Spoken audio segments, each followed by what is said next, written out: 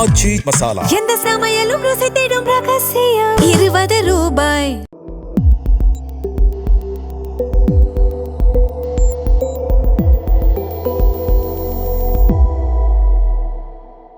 தமிழ் தடம் நேயர்களுக்கு வணக்கம். நம்மோடு உரையாட ஊடகவியலாளர் திரு கேப்ரியல் இணைந்திருக்காங்க. வாங்க பேசலாம். அதற்கு முன்பாக தமிழ் தடம் சேனலை தொடர்ந்து பாருங்க, ஆதரவு கொடுங்க, அப்படியே சப்ஸ்கிரைப் பண்ணிடுங்க. வணக்கம். வணக்கம். சிபிஐ கட்சியினுடைய ஸ்டேட் செக்ரட்டரி வீரபாண்டியன் அவர்கள் இன்னைக்கு ஒரு கருத்து சொல்லியிருந்தார். என்ன அப்படின்னு பார்த்தீங்கன்னா, வர உள்ளாட்சி தேர்தலில் இடதுசாரிகள் தனியாக ஒரு கூட்டணி ஃபார்ம் பண்ணி நாங்கள் தனிச்சு போட்டியிட போகிறோம் உள்ளாட்சி தேர்தலில் அப்படின்றத சொல்லியிருக்காரு. அது காரணம் என்ன சொல்கிறார் அப்படின்னு பார்த்தீங்கன்னா, எங்களுடைய பலம் என்ன அப்படின்றத நாங்கள் ப்ரூவ் பண்ண போகிறோம், எங்களுடைய தனித்தன்மையை பாதுகாக்க வேண்டிய அவசியமும் இருக்குது.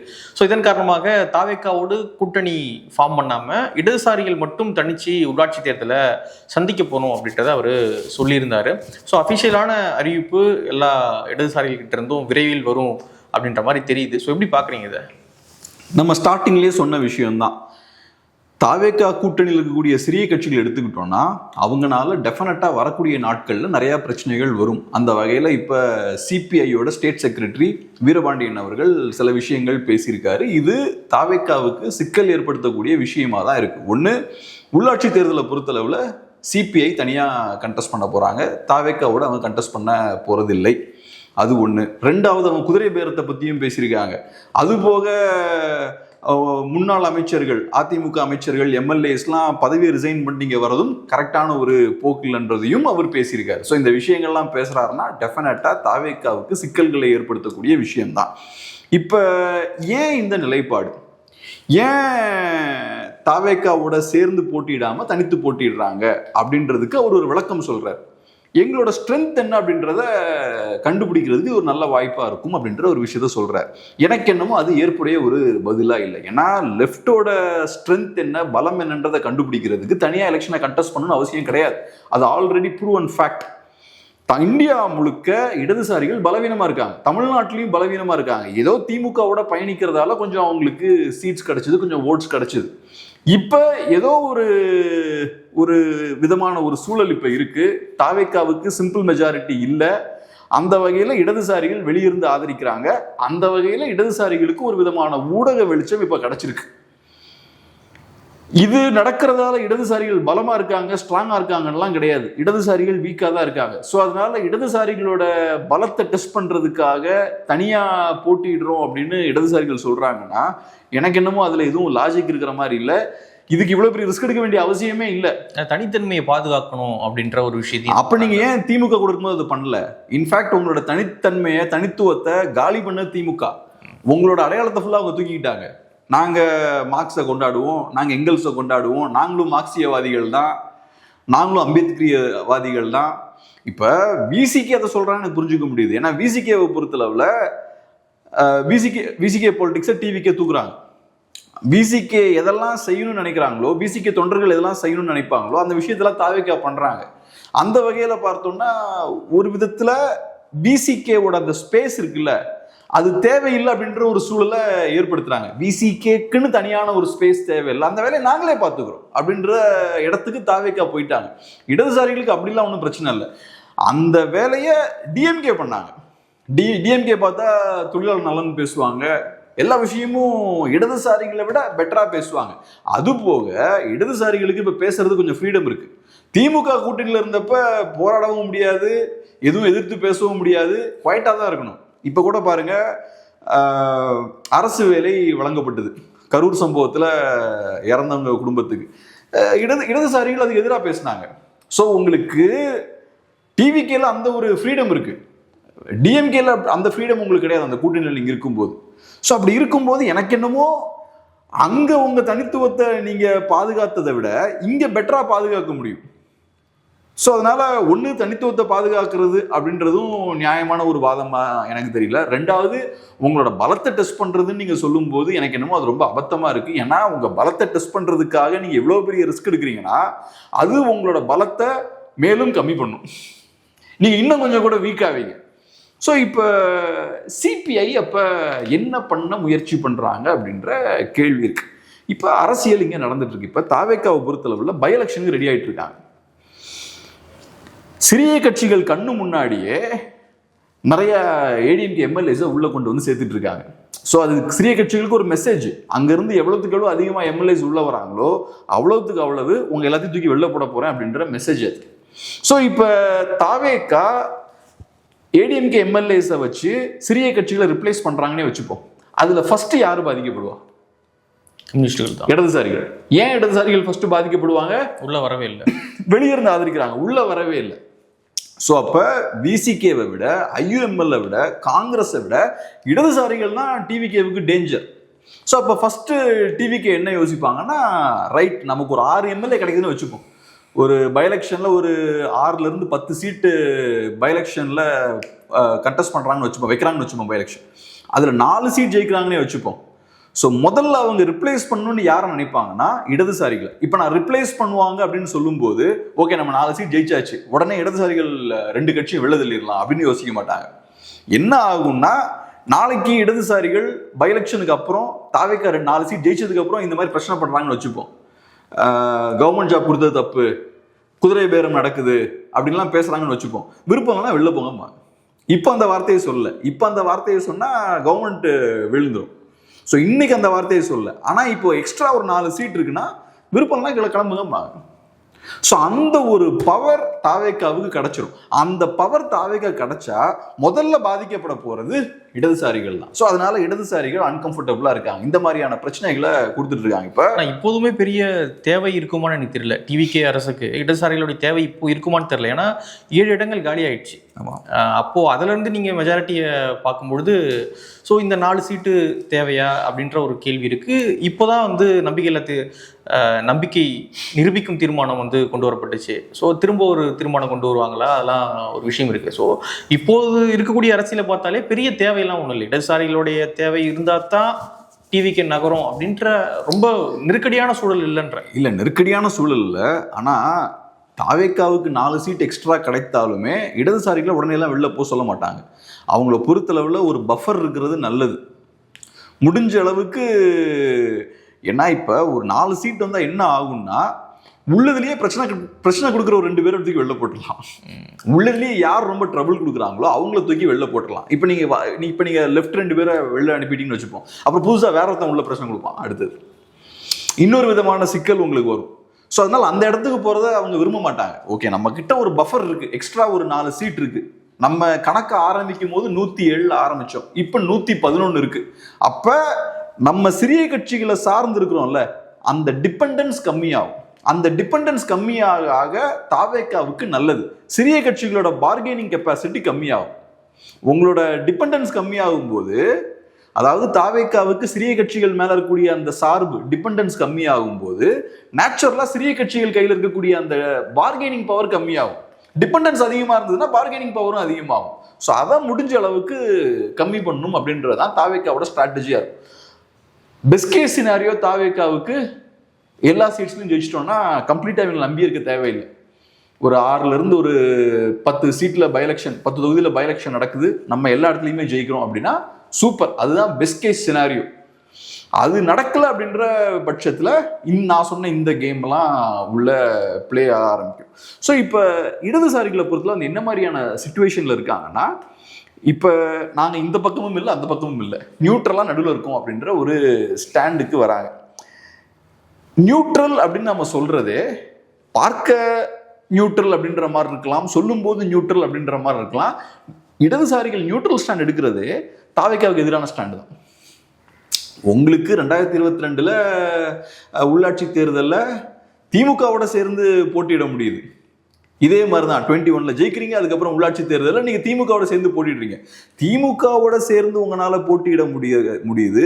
திமுகவோட சேர்ந்து போட்டியிட முடியக்கூடிய சிபிஐக்கு தாவேக்காவோட போட்டி போட முடியல, சேர்ந்து போட்டி போட முடியல. அப்போ இது எதாவது காட்டுது, இன்கம்பேட்டபிலிட்டி. இவங்க 2 பேரும் பொருந்தி போக மாட்டேங்கிறாங்க, நிறைய சிக்கல்கள் இருக்கு. ஸோ இடதுசாரிகள் நாங்கள் நியூட்ரலா இருக்கோம்னு சொன்னாலுமே கூட, சிபிஐ நியூட்ரலா இருக்கும்னு சொன்னாலுமே கூட, அது தாவேக்காவுக்கு எதிரான ஒரு நிலைப்பாடு தான். எப்படி பார்க்கலாம்னா, இதை செகண்ட் வேர்ல்ட் வார் முடிஞ்சதுக்கப்புறம் ஃபின்லாந்து பார்த்தோம்னா இன்ட்ரெஸ்டிங்கான ஒரு ஸ்டாண்ட் எடுக்கிறாங்க. ஃபின்லாந்து வந்து இன்ட்ரெஸ்டிங்கான ஒரு ஸ்டாண்டுன்றதை விட ஒரு ப்ரிகேரியஸான ஒரு பொசிஷனில் மாட்டிக்கிறாங்க. அவங்க யுஎஸ்எஸ்ஆர் கிட்டையும் போக மாட்டாங்க, அமெரிக்கா கிட்டையும் போக மாட்டாங்க, பயங்கரமான ஒரு நியூட்ரல் ஸ்டாண்ட் எடுத்தாங்க. யூஎஸ்எஸ்ஆர் கிட்ட போனால் அமெரிக்காட்ட இருந்து உதவிடும், அமெரிக்கா கிட்ட போனால் யூஎஸ்எஸ்ஆர் இருந்து உதவிடும். ஸோ முடிஞ்ச அளவுக்கு வெறித்தனமான ஒரு நியூட்ரல் ஸ்டாண்டை ஃபின்லாந்து எடுத்தாங்க. எந்த அளவுக்கு அது போச்சுன்னா, அமெரிக்கா செகண்ட் வேர்ல்டு வார் முடிஞ்சதுக்கப்புறம் மார்ஷல் பிளானை அறிவிக்கிறாங்க. அதுக்கு யூரோப்பில் கூடிய நிறைய நாடுகளுக்கு நிறைய பணத்தெல்லாம் கொடுக்குறாங்க, நிறைய இன்வெஸ்ட்மெண்ட்ஸ்லாம் கொண்டு வராங்க. அதை கூட வாங்கலவங்க, உன் பணமே வேண்டாம், அவன்கிட்ட தான் பணம் வாங்கினான்னு அவன் அடிப்பான். இப்போ இவங்களும் பார்த்தோன்னா அந்த மாதிரியான ஒரு நியூட்ராலிட்டியை மெயின்டைன் பண்ணுறாங்க. இவங்களோட நியூட்ராலிட்டிக்கான தேவை என்ன? இவங்களோட நியூட்ராலிட்டிக்கான தேவை என்னன்னா, எந்த குதிரை ஜெயிக்க போகுது, எந்த குதிரை நமக்கு யூஸ்ஃபுல்லாக இருக்கும் ஃபியூச்சரில் அப்படின்றதுல ஒரு தெளிவு இல்லை இப்போ. ஸோ அதனால ஒரு விதமான ஒரு நியூட்ராலிட்டியை மெயின்டைன் பண்ணுறாங்க. அப்போ எந்த குதிரையில் எனக்கு பெட் பண்ணணும்னு தெரிலனா என்ன பண்ணுவேன்? வெயிட் அண்ட் வாட்ச், கொஞ்சம் அப்படியே யோசிப்போம், என்ன பண்ணுறாங்கன்னு பார்ப்போம். அது மட்டும் இல்லாமல் இப்போது சிபிஐயினுடைய நிலைப்பாடு வேணால் வீரபாண்டியன் அவர்கள் சொல்லலாம், ஆனால் சிபிஎம்னுடைய நிலைப்பாடு இவர் சொல்ல முடியுமா அப்படின்றது தெரியல. அவர் மொத்தமாக சொல்கிறார், நாங்கள் இடதுசாரிகள் எல்லாமே வந்து நாங்கள் உள்ளாட்சியில் தனிச்சு தான் போட்டியிட போகிறோம் அப்படின்றத சொல்கிறார். ஏன்னா எல்லாமே வேற வேற பார்ட்டி, பார்க்கும்போது இடதுசாரிலாம் இருக்கல. அப்படி சொல்லியிருக்காரா? அப்படிதானே சொன்ன மாதிரி எனக்கு தெரியல. அப்படியா? ஆனால் வேற வேற பார்ட்டி தானே எல்லாமே. ஏன்னா ஒரு கேள்வி கேட்குறாங்க, அதாவது சிபிஐ, சிபிஐஎம், அப்புறம் சிபிஐஎம்எல் நீங்கள்லாம் சேர்ந்து ஒரு ஒருங்கிணைப்பு ஒன்று உருவாக்கியிருக்கீங்க அப்படின்ற விஷயத்த கேட்கும்போது அது அரசியல் சார்ந்த ஒரு ஒருங்கிணைப்பு கிடையாது, அது இஷ்யூ பேஸ்டாக நாங்கள்லாம் சேர்ந்து போராடுவதற்கான ஒரு களம் தான் அது அப்படின்றார். ஸோ அதனால அவர் சொல்ல வர்றது என்னன்னா, சிபிஐஎம் தனித்தும் இந்த ஒரு ஸ்டாண்ட் எடுக்கலாம் அப்படின்றத அவர் சொல்றாரு. ஆனால் அவர் இடதுசாரிகள் தனிச்சு போட்டிடுவோம் அப்படின்றார் உள்ளாட்சி சொல்றாரு. ஸோ அதனால தான் கேட்குறேன், எம்ஓடி ஸ்டாண்டையும் எப்படி இவர் சொல்ல முடியும், எம்எல் ஸ்டாண்டையும் எப்படி இவர் சொல்ல முடியும் அப்படின்ற ஒரு பார்வை இருக்கு. மேபி எல்லாருமே ஒரு முடிவுக்கு வந்துட்டாங்களா அப்படின்றது நமக்கு தெரியல. எனக்கு என்னமோ நான் அவரோட ஒரு ஸ்பீச் கேட்டேன், அதில் அப்படி அவர் பேசின மாதிரி தெரில. ஆனால் 2-3 சேனலுக்கு அவர் பேசியிருக்காரு. நான் ஒரு சேனலுக்கு பேசினதை மட்டும் நான் பார்த்தேன். மேபி வேற சேனலில் நீங்கள் சொன்ன மாதிரி அவர் பேசியிருக்கலாம். எம்மோட ஸ்டாண்ட் என்னன்றத சண்முகம் அவர்கள் தான் பேசணும். ஆனால் இப்போ வீரபாண்டியன் அவர்கள் பேசினதே ஒரு முக்கியமான ஒரு நியூஸ் தான். தாவேக்காவுக்கு இது ஒரு செட்பேக் தான், ஒரு மெசேஜ் சொல்கிறாங்க, சாலிடான மெசேஜ் அது. அப்புறம் இது காட்டக்கூடிய விஷயம் என்னன்னா, நம்ம நினைக்கிற மாதிரி தாவேக்கா ஒன்றும் ஸ்ட்ராங்காக இல்லைன்றதையும் காட்டுது. தாவேக்கா ஃபுல் ஸ்ட்ரென்த்தோட இருக்காங்க, ஒன்றும் பிரச்சனை இல்லை, தாவேக்காவுக்கு இன்னும் 50 வருஷம் எதிர்காலம் இருக்குன்னா இவங்கெல்லாம் தைரியமாக அங்கே போயிருப்பாங்க, நிரந்தர முதல்வர். ஆமாம், இவங்களும் பேசுவாங்க, ஏன் பேச மாட்டாங்க? ஓகே, இப்போதைக்கு அந்த லெவலுக்கு போறதுன்னா நம்ம எம்டிஎம்கே மட்டும்தான். ஏன்னா அவங்க வண்டியில ஏற முயற்சி பண்ணிட்டு இருக்காங்க. வைகோ அவர்கள் பஸ் போய்கிட்டு இருக்கு, பின்னாடி ஓடி வந்துட்டு இருக்காங்க, எங்களையும் ஏத்துக்கப்பான்னு ஓடி வந்துட்டு இருக்காங்க. ஸோ அவங்க கொஞ்சம் ஓவர் பர்ஃபார்மன்ஸை கொடுத்துட்டு இருக்காங்க. ப்ளஸ் அவங்க கிட்ட எம்எல்ஏ சீட்ஸ் கூட இல்லை. ஆனால் இவங்களை பொறுத்தளவில் இவங்க ஒரு நேஷனல் பார்ட்டி, நேஷனல் லெவலில் ப்ரெசன்ஸ் இருக்கக்கூடிய ஒரு கட்சின்னு வச்சுக்கோங்க. அப்படி இருக்கும்போது இவங்க இப்போ யோசிக்கிறாங்க, நம்ம இவங்க கூட பயணிச்சா அது நம்ம எதிர்காலத்துக்கு சரியா இருக்குமா அப்படின்ற மாதிரி யோசிக்கிறாங்க. சரியா இருக்குமா இருக்காதான்றதுல ஒரு கன்ஃபியூஷன் இருக்கு. ஸோ அப்போ நம்ம நியூட்ரலான ஒரு ஸ்டாண்டை எடுப்போம், வெயிட் பண்ணுவோம். ஏன்னா நம்ம நிறைய தடவை பேசிட்டோம், அது சீரியஸான முரண்கள் இந்த அலைன்ஸில் இருக்கு. பாஜகவையே எதிர்க்க முடியாத ஒரு கட்சியா தாவேக்கா இருக்கு. அது ஏதோ தாவேக்கா பயந்துட்டாங்க அப்படின்லாம் நான் சொல்ல வரல, அவங்களுக்கு தேவையில்லை. தாவேக்காவோட நலன் வேற, திமுகவோட நலன் வேற, தாவேக்காவோட நலன் வேற, இந்த கூட்டணியில் இருக்கக்கூடிய சிறிய கட்சியோட நலன் வேற. அப்படி இருக்கும்போது பாஜக எதிர்ப்பு தாவேக்கா பெருசா பேச வேண்டிய அவசியம் இல்லை. ஆனா இந்த சிறிய கட்சிகளை பொறுத்தளவு அவங்களோட பொலிட்டிக்ஸே அதுதான், அதை விட்டா வேற எதுவுமே கிடையாது. நேஷனல் லெவல் அதான் அவங்களோட அரசியல். ஸோ அப்போ 29 வந்தா தாவேக்காவை நம்ப முடியுமா? தாவேக்கா அப்புறம் பண்ற வேலைகள்லாம் பார்க்கும்போது போற போக்கு பார்த்தா ஒரு வருஷத்துலேயே இவங்க அன்பாப்புலர் ஆயிடுவாங்க போலயே அப்படின்ற மாதிரியும் தோணுது. எனக்கு என்னமோ பார்க்கும்போது கொஞ்சம் அன்பாப்புலர் ஆகிற மாதிரியும் தெரியுது. குறிப்பாக அமைச்சர்கள் பண்ணக்கூடிய விஷயங்களா இருக்கலாம். எனக்கு தெரிஞ்ச இது வரைக்கும் பெருசாக எதுவும் டெலிவர் பண்ணலங்க, உண்மைதான். பெருசாக எதுவும் இது வரைக்கும் டெலிவர் பண்ணல.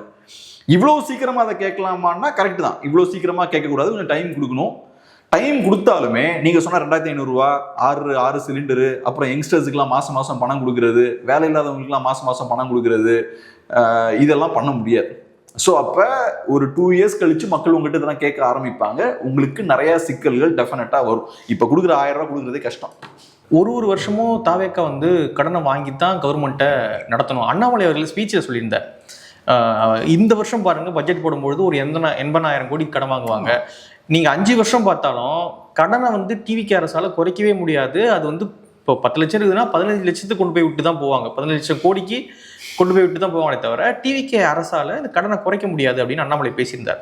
ஸோ அது உண்மைதான், எந்த திட்டமும் இல்லையே இவங்க. இன்ஃபேக்ட் நான் கேட்குறேன், திமுக பவருக்கு வரும்போது கடன் எவ்வளோ இருந்தது? ஒரு 5 லட்சம் கோடியா இருந்தது. அதுக்கப்புறம் என்ன ஆகுது, டபுள் ஆகுது. என்னோட எதிர்பார்ப்பு என்னன்னா இது இன்னொரு டபுள் தான் ஆகும். ஏன்னா அந்த ரேட்ல தான் எப்பவுமே இன்க்ரீஸ் ஆகிட்டு இருக்கு.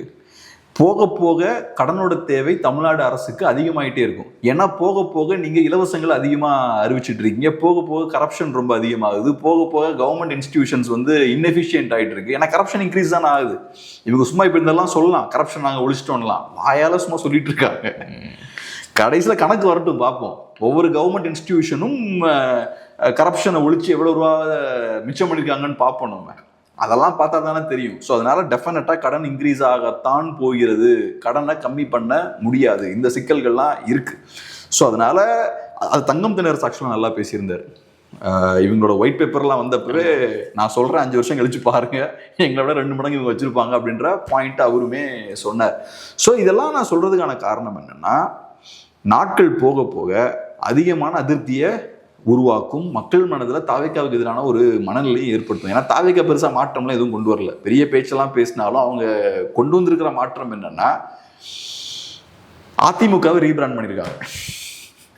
அதிமுக பெரிய அளவில் திமுகவை எதிர்க்காம இருந்தாங்க, நல்லா திமுகவை இவங்க எதிர்க்கிறாங்கன்னா அரசியல் ரீதியெல்லாம் எதிர்க்கல, சும்மா வாயில பேசிக்கிட்டு இருக்காங்க. இப்போ நிர்மல்குமார் அவர்கள்லாம் எடுத்துக்கிட்டிங்கன்னா எதை கேட்டாலும் அவர் திமுகவை மட்டும் திட்டுறாரு.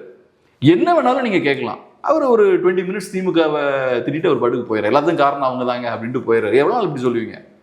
2 மாதம் ரைட்டு திமுக, ஏன் கரண்ட் வரலன்னா திமுக, ஏன் அந்த பிரச்சனை இந்த பிரச்சனைனா எல்லாத்துக்கும் திமுக. 2 மாதம் சொல்லுவீங்க, 6 மாதம் சொல்லுவீங்க, 1 வருஷம் கழிச்சு சொன்னீங்கன்னா மக்கள் கேட்க மாட்டாங்க. இன்ஃபேக்ட் அது இரிட்டேட்டிங்காக இருக்கும். திமுக மறந்துடுவாங்க.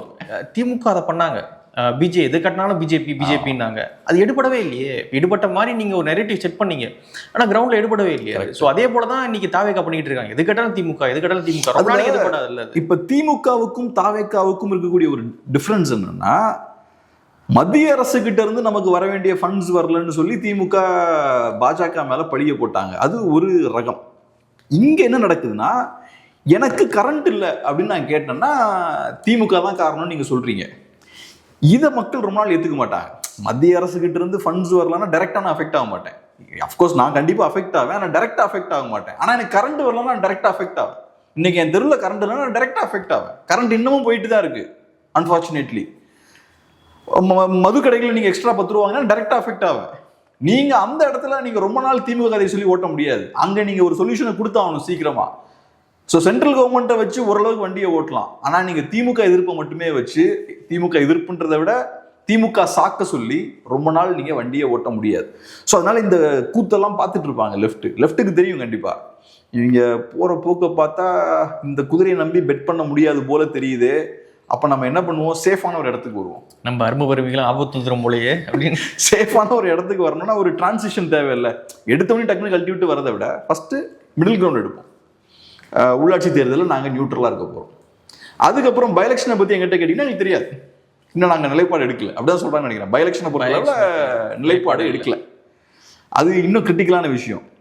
இப்போ உள்ளாட்சி தேர்தல் கூட பரவாயில்ல, பை எலெக்ஷனில் நீங்கள் ஸ்ட்ராங்காக தாவேக்கா எதிர்ப்பு நிலைப்பாட்டை எடுக்கிறீங்கன்னா அது சிக்கல் தாவேக்காவுக்கு, அது பெரிய சிக்கல் தாவேக்காவுக்கு.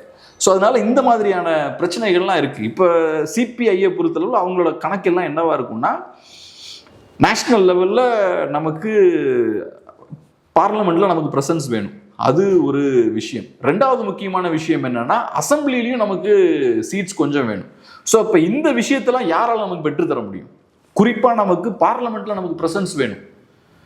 பார்லமெண்ட்டில் நமக்கு ப்ரெசன்ஸ் வேணும், திமுக மாதிரியான ஒரு பார்ட்னரும் வேணும் பிஜேபி எதிர்க்கிறதுக்கு. ஸோ அப்போ இந்த கணக்கு எல்லாத்தையும் சேர்த்து தான் அவங்க போடுவாங்க. அப்படி போடும்போது திமுகவை தாவேக்காவால முழுமையா ரிப்ளேஸ் பண்ண முடியாது. நான் சொல்றது இடதுசாரிகள் பெர்ஸ்பெக்டிவ்ல இருந்து. காங்கிரஸுக்கும் இது பொருந்தும். இன்னைக்கு வேணா இடதுசாரிகள் சவுண்ட் கொடுக்கலாம், நாளைக்கு காங்கிரஸும் இதே மாதிரி பிரச்சனை பண்ணுவாங்க. ஏதாவது இஷ்யூ வரும், தாவேக்காட்ட இறங்கி அடிங்கண்ணே அப்படிம்பாங்க. கண்டிப்பா இப்போ நாடாளுமன்றம் கூட போகுது. ஆமா, கூட போகும்பொழுது அவங்க முக்கியமான மசோதாக்கள்லாம் கொண்டு வர திட்டமிட்டிருக்காங்க அப்படின்ற செய்திகள்லாம் வருது. அது மேலவையில் அவங்களுக்கான மெஜாரிட்டி கூட கிட்டத்தட்ட நெருங்கிட்டு இருக்கு அப்படின்ற செய்திகள்லாம் வருது. ஒரு இடைத்தேர்தல்லாம் வருது. ஸோ அதெல்லாம் ராஜ்யசபாவில் கிட்டத்தட்ட பாஜகவுக்கு அது பெரும்பான்மை அப்படின்ற இடம் நகர்ந்துகிட்டு இருக்கு. அப்படி இருக்கும்பொழுது அவங்க இன்னும் ஃபோர்ஸாக நிறைய விஷயங்களை கொண்டு வராங்க. கொண்டு வரும்பொழுது இதே போல நீங்க அமைதியா இருக்க முடியாது இல்லையா? கரெக்ட். நீங்க எனக்கு கொள்கை எதிரின்றீங்க, காங்கிரஸ் கடுமையாக மத்தியில் எதிர்த்துட்டு இருப்பாங்க. நீங்க இங்க உட்காந்துட்டு நாங்கள் சைலண்டா தான் இருப்போம் அப்படின்னா அது வேலைக்கு ஆகாது. ஸோ இதன் காரணமாக தான் அவங்க இந்தியா கூட்டணிக்குள்ளேயும் போகாம இருக்காங்க. அங்கே போனால் இன்னும் ஃபோர்ஸாக எதிர்க்க வேண்டியது இருக்கும். சரி, இந்தியா கூட்டணிக்குள்ளேயும் நான் போல, எனக்கு வந்து எம்பி சீட்டு எனக்கு வேணாம், நான் இங்கே இருக்கிறேன்பா அப்படின்னு விஜய் ரொம்ப சைலண்டா பிஜேபியை எதிர்த்துடக்கூடாது அப்படின்றதுல இருக்காருல்ல. ஆமாம், ரொம்ப நாளைக்கு போக முடியாது. இப்போ பிஜேபியை பொறுத்தளவில் அவங்க தாவேகா கிட்ட எதிர்பார்க்குற ஒரே விஷயம் இதுதான், காங்கிரஸை நீங்கள் தோளில் தூக்கி சுமக்கக்கூடாது. இப்போதைக்கு அசம்பிளி எலெக்ஷனை பொறுத்தளவில் புரிஞ்சுக்க முடியுது, உங்களுக்கு காங்கிரஸோட தேவை இருக்குது. ஏன்னா காங்கிரஸ் இல்லைன்னா நீங்கள் கொலாப்ஸ் ஆகிடுவீங்க. ஸோ நீங்கள் விருப்பப்பட்டு காங்கிரஸ் கிட்ட போல, வேறு வழியே இல்லாமல் காங்கிரஸ் கிட்ட போகிறீங்க. ரெண்டாவது, அசம்பிளி எலெக்ஷனை பொறுத்தளவு எனக்கு ஒன்றும் பெரிய பிரச்சனையும் கிடையாது. ஸோ ஒன்று உனக்கு தேவை இருக்குது, ரெண்டாவது ரைட், அசம்பிளி எலெக்ஷன் எனக்கு அவசியம் கிடையாது. ஆனால் லோக்சபா எலெக்ஷன் வரும்போது நீங்கள் காங்கிரஸ் பக்கம் போறீங்கன்னா அது எனக்கு டேஞ்சர், அது எனக்கு பாதிப்பை ஏற்படுத்தும். நான் உங்களை சாதாரணமாக நான் அப்போ டீல் பண்ண மாட்டேன். அது ஒன்று. ரெண்டாவது, லோக்சபா எலெக்ஷனுக்கு முன்னாடியே இன் பிரின்சிபிள் நீங்கள் ப்ரோ காங்கிரஸ் ஸ்டாண்ட் இல்லைன்னா ஆன்டி பிஜேபி ஸ்டாண்ட் எடுக்கிறீங்கன்னா அது எனக்கு ஒரு இண்டிகேஷனாக இருக்கும். நான் உன்னை ஒவ்வொரு ஸ்டெப்பும் நான் நோட் பண்ணிக்கிட்டே இருப்பேன். ஓஹோ, கதை அப்படி போகுதா, ஸ்லோவாக ஸ்டெப் பை ஸ்டெப்பாக நீங்கள் எங்களுக்கு எதிராக வரீங்களா, அப்போ எலெக்ஷன் கிட்ட வரும்போது முழுமையாக கத்தி எங்கள் பக்கம் திருப்பிடுவீங்க. ஸோ அதனால பாஜக அதில் தெளிவாக இருக்காங்க. மூணாவது, பாஜக எதிர்க்கிறதால டிவிகேவுக்கு ஒரு லாபமும் கிடையாது, பெரம்படி வாங்குறதுக்கும் வாய்ப்பு இருக்குது. ஸோ அப்போ லாபம் பெருசாக கிடையாது, ஆனால் பாதிப்பு நிறைய வர்றதுக்கான வாய்ப்பு இருக்குது. ஸோ இந்த ஃபேக்டர்ஸ் எல்லாமே இருக்குது. அப்புறம் தாவேக்காவை பொறுத்தளவில் தாவேக்காவுக்கு பெரிய பொலிட்டிக்கல் கேடர்ஸ் கிடையாது. பொலிட்டிக்கல் கேடர்ஸ் இல்லாமல் நீங்கள் பெரிய அரசியல் எதிரியெல்லாம் எதிர்கொள்ள முடியாது. இப்போ ஆம் ஆத்மி ஓரளவுக்கு ஃபைட் பண்ணாங்க பாஜகவை. ஆம் ஆத்மி எப்படி போட்டு டார்ச்சர் பண்ணாங்க, பாஜக எப்படி போட்டு க்ரஷ் பண்ணாங்க. ஆனால் ஆம் ஆத்மினால் அதை ஃபேஸ் பண்ண முடியாது. அது காரணம் அவங்க கிட்ட பொலிட்டிக்கல் ஆக்டிவிஸ்டுகள் இருக்காங்க, பொலிட்டிக்கல் வாரியர்ஸ் இருக்காங்க, களத்தை நல்லா பொலிட்டிசைஸ்டான ஆட்கள். இன்னைக்கு பாருங்க, ஆம் ஆத்மி ஆட்கள்லாம் இறக்கி விட்டீங்கன்னா டிவிலலாம் வெளுத்து வாங்குவாங்க, சூப்பராக பேசுவாங்க. அதனால தான் நேஷனல் மீடியாவில் மோஸ்ட்லி அவங்களை உள்ள சேர்த்துக்க மாட்டாங்க. நல்லா வீரியம் ஆக்ரோஷமாக பேசுவாங்க. நல்ல இன்டெலெக்சுவல்ஸ்லாம் அங்கே உண்டு, நல்ல களப்பணியாளர்கள் அங்கே உண்டு ஆம் ஆத்மி கட்சிக்கு. ஸோ இதெல்லாம் தாவேகா கிட்ட கிடையாது. நீங்கள் ஒரு இன்ஸ்டிடியூஷன் கிடையாது. நீங்கள் பாட்டுக்கு ஃபுல் ஃபோர்ஸோட பிஜேபியோட சண்டைக்கு போக முடியாது. திமுக ஓரளவுக்கு போகலாம், உங்களால் அது கூட பண்ண முடியாது. ஸோ அப்போ உங்களுக்கு சண்டை போடுற ஸ்ட்ரென்த்தும் கிடையாது, சண்டை போட்டால் லாபமும் கிடையாது, சண்டை போட்டால் நஷ்டம் அதிகமாக வரும், இவ்வளோ சிக்கல்கள் இருக்கு. ஸோ தாவேகா யோசிக்க தான் செய்வாங்க.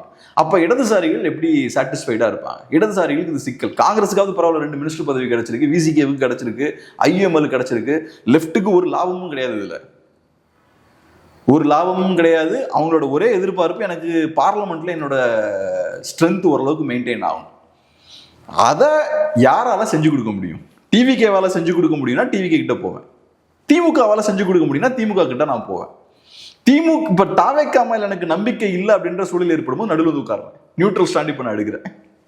ஓகே, அங்க வந்து நிக்கிறாங்க. இப்போ இன்னொரு பக்கம் பார்த்தீங்கன்னா, இன்று இபிஎஸ் அவர்கள் ஒரு பேட்டி கொடுத்திருந்தார். அதில் சொல்கிறாரு, எங்களை விஜய் அவர்கள் சொல்கிறாரு கூட்டு களவாணிகள் அப்படின்னு. நாங்களும் திமுகவும் சேர்ந்து கூட்டு களவாணி தனம் பண்ணி சில விஷயங்கள் பண்ணுறோம் அப்படின்ற மாதிரி விஜய் அவர்கள் சொல்கிறாரு. ஒரு முதலமைச்சர் அவர்கள் இப்படியான வார்த்தைகளை பயன்படுத்தி எதிர்க்கட்சிகளை டார்கெட் பண்ணுறாரு. ஆனால் நாங்கள் களவாணிகள் இல்லை, விஜய் அவர்கள் தான் களவாணி, டிவிக்கே தான் களவாணி. ஏன்னா எங்களுடைய எம்எல்ஏக்கள்லாம் கூப்பிட்டு ரிசைன் பண்ண சொல்லி கட்சியில் சேர்த்துக்கிட்டு இருக்காங்க. அப்போது யார் களவாணி அப்படின்றத மக்கள் பார்த்துட்டு தான் இருக்காங்க அப்படின்னு இபிஎஸ் அவர்கள் பேசியிருக்காரு. ஸோ எப்படி பார்க்குறீங்க இதை? எனக்கு நிறைய நேரங்களில் இபிஎஸ் அவர்கள் அவரோட பலவீனத்தை காட்டுறாரோ அப்படின்ற மாதிரி தோணும். உங்களோட எம்எல்ஏஸை ஒருத்தர் திருடிட்டு போகிறாருன்றதை நீங்கள் அப்படி சொல்லக்கூடாதுல்ல. உங்கள் கண்ணு முன்னாடி உங்கள் எம்எல்ஏஸை உங்களை மீறி தூக்கிட்டு போகிறாங்கன்னா அப்போ பவர் யார்கிட்ட இருக்குன்னு அர்த்தம். பவர் அவங்கக்கிட்ட இருக்குது. அப்போ யார் இங்கே வீக்காக இருக்காங்க? எனக்கு என்னமோ இது ஏடிஎம்கேவை வீக்காக காட்டக்கூடிய ஒரு விஷயம் அப்படின்ற மாதிரி தான் தோணுது. எனக்கு தெரிஞ்ச இஷ்யூ பேஸ்டாக தாவேக்காவை நெருக்கணும். அதிமுக இன்னைக்கு செய்ய வேண்டிய விஷயம் என்னன்னா, ஒன்று தாவேக்காவை அக்ரெசிவாக எதிர்க்கணும். ஏன்னா தாவேக்கா அதிமுகவை காலி பண்ணணுன்ற எண்ணத்தோட செயல்பட்டு இருக்காங்க. ஸோ அந்த வகையில் தாவேக்காவுக்கு எதிராக அரசியல் பண்ணணும். அட் த சேம் டைம் திமுக கிட்ட இருந்து ஒரு டிஸ்டன்ஸ் மெயின்டைன் பண்ணணும். திமுகவும் நாங்களும் எதிரிதான் அப்படின்ற இமேஜையும் நீங்கள் கரெக்டாக மெயின்டைன் பண்ணணும். அதை நீங்கள் மெயின்டைன் பண்ணலன்னா தாவேக்கா இப்போ பண்ண அந்த விஷயத்த பண்ணிடுவாங்க. திமுகவும் அதிமுகவும் ஒன்று தான் அப்படின்ட்டு அந்த ஒரு கட்டமைப்பை ஏற்படுத்திட்டு போய்கிட்டே இருப்பாங்க. டிவியில் உட்காந்து எல்லாரையும் பேச வைப்பாங்க, அவங்க எல்லாரும் எதையாவது பேசிக்கிட்டு இருப்பாங்க, அப்புறம் நீங்கள் காலி ஆயிடுவீங்க. திமுகவுக்கு இதில் ஒன்றும் பிரச்சனையே கிடையாது, தாவேக்காவுக்கும் இது நல்லது தான். ஸோ அதனால் எப்போவுமே ஸ்ட்ரென்த்தை வெளிப்படுத்தக்கூடிய விஷயங்கள் தான் பண்ணும். ஒரு பொலிட்டிக்கல் லீடரோ ஒரு பொலிட்டிக்கல் பார்ட்டியோ. எனக்கு என்னமோ இந்த மாதிரிலாம் பேசிட்டு இருக்கிறது, உங்க கட்சி அடிச்சு காலி பண்ணிருக்காங்க, உட்கார்ந்து நீங்க இந்த மாதிரியான வார்த்தைகள்லாம் ஒரு முதல்வர் வாயிலிருந்து வரலாமா? அஃப்கோர்ஸ் அதெல்லாம் பேசுங்க. அதை தாண்டி இஷ்யூ பேஸ்டா அவங்களுக்கு நீங்க நெருக்கடி கொடுக்கணும், அக்ரஸிவா சில விஷயங்கள் பண்ணணும்.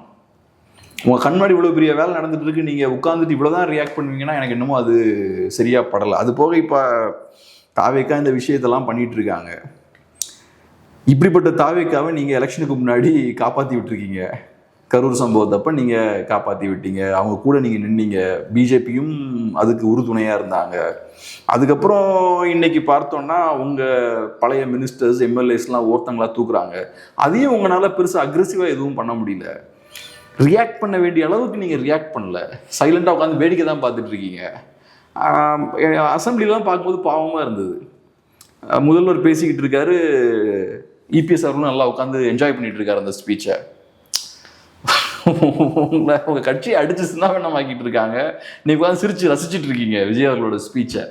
ஸோ எனக்கு என்னமோ ஒரு அர்ஜென்சி அங்க தெரியல, ஒரு அக்ரஷன் வெளிப்படணும். இவங்க போலிங்க, இவங்க ஒண்ணுமே கிடையாதுங்க, நாங்க தாங்க அப்படின்றத எஸ்டாப்ளிஷ் பண்ண. ஏன்னா அதிமுகவுக்கு இல்லாத பணபலமா, அதிமுகவுக்கு இல்லாத இன்ஸ்டிடியூஷனல் பவரா? பெரிய பெரிய ஆட்கள் நிறைய பேர் இருக்காங்க, பெரிய இன்ஃப்ளூயன்ஸ் நிறைய இருக்கு, என்னெல்லாமோ பண்ணலாம் அதிமுக. அதெல்லாம் எதுவும் பண்ணாம ரொம்ப தட்டையான ரொம்ப பேசிக்கான ரெஸ்பான்ஸ் தான் கொடுத்துட்டு இருக்காங்க. உங்க கட்சி இவ்வளவு பாதிக்கப்பட்டிருக்கு, அப்ப நீங்க எவ்வளவு வீரியத்தோட நீங்க செயல்படணும். இன்னைக்கும் பாருங்க, இன்னைக்கும் அதிமுக இருக்கக்கூடிய சில முக்கியஸ்தர்கள் தாவேக்காவுக்கு ஃபேவரபிளா செயல்பட்டு இருக்காங்க. அதிமுகவுக்குள்ள குழப்பம் இருக்கு அப்படின்ற தோற்றத்தை தான் ஏற்படுத்துறாங்க. எதையாவது அதிமுகவுக்கு குடைச்சல் கொடுக்குற மாதிரியான விஷயங்கள் செஞ்சுக்கிட்டே இருக்காங்க. இன்னைக்கும் ஒன்னு டைரக்டா அவங்க ஆட்களை தூக்குறாங்க, இன்னொன்னு உங்க கட்சியை பலவீனப்படுத்தக்கூடிய வேலைகளையும் சைலண்டா தாவேக்கா பண்ணிட்டு இருக்காங்க. அப்புறம் இப்பயும் பாருங்க பிராண்டிங் பண்றாங்க, நீங்களும் திமுகவும் ஒன்னா இருக்கீங்கன்னு. அப்ப அந்த அரசியலெல்லாம் அடிச்சு உடைக்கணும்ல. நீ என்ன ஒரு பாக்ஸ்குள்ள என்ன ஃபிட் பண்ண பாக்குறேன்னா நான் ஃபிட் ஆக மாட்டேன். நீ என்ன நரேட்டிவ் செட் பண்றது, நான் கவுண்டர் நரேட்டிவ் செட் பண்ணுவேன். நீங்க என்னடா நீங்க பண்ணக்கூடிய விஷயங்கள்லாம் பார்த்தா ரைட், ஒருவேளை திமுக அதிமுக அண்டர்ஸ்டாண்டிங் இருக்கும் அப்படின்ற மாதிரி தான் தோணுது. இது வரைக்கும் நீங்க திமுக பெருசா கவுண்டர் பண்ணி எதுவும் நான் பார்க்கல. திமுகவே நீங்க கவுண்டர் பண்ண வேண்டிய இடத்துல இருக்கீங்க நீங்க. அப்பதான் உங்களோட அந்த தனித்துவத்தை நீங்க மெயின்டைன் பண்ண முடியும். இல்ல நம்ம திமுகவுக்கு எதிரான கட்சி தான், நமக்கான தேவை இன்னும் இருக்கு அப்படின்றத நீங்க நிரூபிக்கணும். தாவேக்கா எதிர்ப்பு நீங்க கையில் எடுத்தீங்கன்னா தாவேக்கா எதிர்ப்பால வரக்கூடிய லாபத்தை திமுக அறுவடை பண்ணிட்டு போயிடுவாங்க. ஓகே, தப்பான ஸ்ட்ராட்டஜி எடுக்கிறார். அது எலெக்ஷனுக்கு முன்னாடி இருந்தும் அதுதான் அவர் பண்றாரு. ஒரு வகையில பார்க்கும்போது கட்சியை உடைய விடாம பாக்குறதெல்லாம் கரெக்ட் தாங்க, ரைட்டு. இப்போ கட்சியை தாவேக்காவுக்கு சப்போர்ட் பண்ணாமல் இருந்தது, அப்புறம் இந்த ரெண்டா உடச்சிக்கிட்டு சிவி சண்முகம் அப்புறம் எஸ்பி வேலுமணி அவர்கள்லாம் மாற்றி ஓட்டு போட்டப்ப ஸ்ட்ராங்காக நின்னது, அது எல்லாமே பர்ஃபெக்ட் தான். அதிமுகவோட தனித்துவத்தெல்லாம் நீங்கள் காக்குறீங்க, தாவேக்காவுக்கு எதிர்த்து அரசியல் பண்ணுறீங்க, அது எல்லாமே பர்ஃபெக்ட் தான்.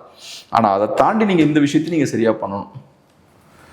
அங்கே நீங்கள் விட்டுட்டீங்கன்னா உங்களுக்கு பெரிய ஒரு சிக்கலாக தான் இருக்கும். எலெக்ஷனுக்கு முன்னாடியுமே எனக்கு பார்க்கும்போது என்னன்னா ஒரு ஃபோக்கஸே இல்லாத மாதிரி தான் இருந்தது. தாவேக்கா நேற்று வந்து கட்சி அவங்க ஃபோக்கஸ்டாக கேம்பெயின் ரன் பண்ணுறாங்க, சிஎம் மட்டும் டார்கெட் பண்ணுறாங்க. உங்களுக்கு ஏன் அது பண்ண முடியல? நீங்கள் ஏன் போய் இவர் செங்கோட்டையனோட போய் சண்டை போட்டுருக்கீங்க? எலெக்ஷனுக்கு முன்னாடி உங்கள் உட்கட்சி பஞ்சாயத்து தான் முக்கியமா? நீங்கள் செங்கோட்டையன் அவர்களை அட்டாக் பண்ணாலே அடுத்தது பேப்பரில் அதுதான் நியூஸ் ஆகும், செங்கோட்டையனுக்கு பதிலடி கொடுத்த இபிஎஸ். அப்போ சண்டை விஜய் அவர்களுக்கும் ஸ்டாலின் அவர்களுக்கும் நடக்குது, பக்கத்தில் உட்கட்சி முதல் இபிஎஸ்க்கும் செங்கோட்டையும் நடக்குதுன்ற இமேஜ் கிரியேட் ஆகும். அப்போ நீங்கள் ரேஸ்லேயே இல்லைன்ற மாதிரியான தோற்றம் ஏற்படும். நீங்கள் எவ்வளவு கவனமாக அதெல்லாம் பண்ணணும், ஏன் அதை அவங்க பண்ணலன்னு தெரியல. இது ஒன்றும் பெரிய ராஜதந்திரம்லாம் ஒன்றும் கிடையாது. அது எனக்கு அது என்னன்னு புரியல. ஓகே, இப்போ விஜய் என்ன பேசுகிறார்? ஒன்றுமே இல்லை. இப்போ கூட பாருங்களேன், அவர் பேசுறதெல்லாம் நீங்கள் கரெக்டாக பார்த்தீங்கன்னா எதை பேசினா எனக்கு ஓட்டு கிடைக்குமோ அதை மட்டும்தான் அவர் பேசுவார். மக்கள் நலன், மக்களுக்கு இது தேவை, தமிழ்நாட்டுக்கு இது தேவை, அதெல்லாம் எதுவுமே கிடையாது. திமுக கூட பார்த்தீங்கன்னா அசம்பிளியில் நான் பார்க்கும்போது எல்லா இஷ்யூஸும் கையில் எடுக்கிறாங்க. வெளியில் பேசும்போது இவர் ஒன்று பேசுவார், அவர் ஒன்று பேசுவார், ஒருத்தனை ஒரு இஷ்யூ எடுக்கிறாங்க. தாவேக்கா ரொம்ப ஸ்ட்ராட்டஜிக்காக சில இஷ்யூஸ் மட்டும் ஸ்பெசிஃபிக்காக கையில் எடுக்கிறாங்க. அவங்களுக்கு தெரியுது இதை பேசினா எனக்கு லாபம், அதை மட்டும் தான் நான் பேசுவேன். அப்போ ஏன் அந்த ஃபோக்கஸ் உங்களுக்கு இல்லை? அதிமுகவுக்கு அந்த ஃபோக்கஸ் கொஞ்சம் மிஸ் ஆனாலும் பரவாயில்ல, திமுக அளவுக்கு மிஸ் ஆனால் பரவாயில்ல. நீங்கள் சம்மந்தமே இல்லாமல் செகண்டரி லெவல் லீடர்ஸோட சண்டை போட்டுருந்தீங்கன்னா, ஸ்டாலின் அவர்களுடைய சண்டை போடல அவர், உதயநிதி ஸ்டாலினோட சண்டை போட்டாரு, செங்கோட்டையனோட சண்டை போட்டாரு. அவங்க எல்லாம் பெரிய லீடர்ஸ் தான். ஆனா நீங்க அவங்க இடத்துக்காக நீங்க போட்டி போடல. நீங்க போட்டி போடுறது சிஎம் போஸ்ட்டுக்கு. இன்னைக்கு வரைக்கும் அந்த சிக்கல் இருக்குன்னு பாக்குறேன். அது ஒருவேளை மெயின் ஸ்ட்ரீம் மீடியாவோட ஃபங்க்ஷனிங் புரியலையா, அது என்ன நமக்கு தெரியல. பார்க்கலாம். நிறைய விஷயங்களை நம்மளோட பகிர்ந்துக்கிட்டீங்க. நன்றி.